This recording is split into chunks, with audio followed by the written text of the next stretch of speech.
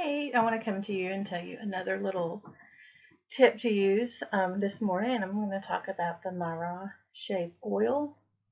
Um, I originally did not buy this to use as a shave oil.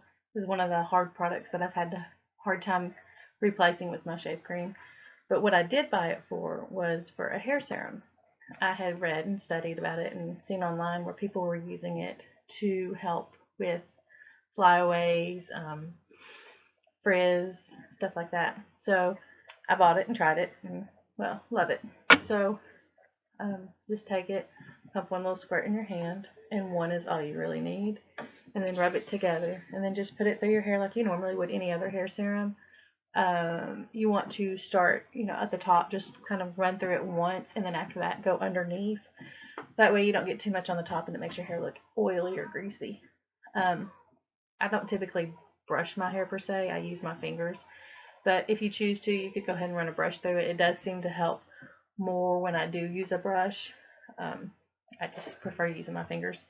But there's your tip. So now you've got one product, two different uses while young living. Have a great day, y'all.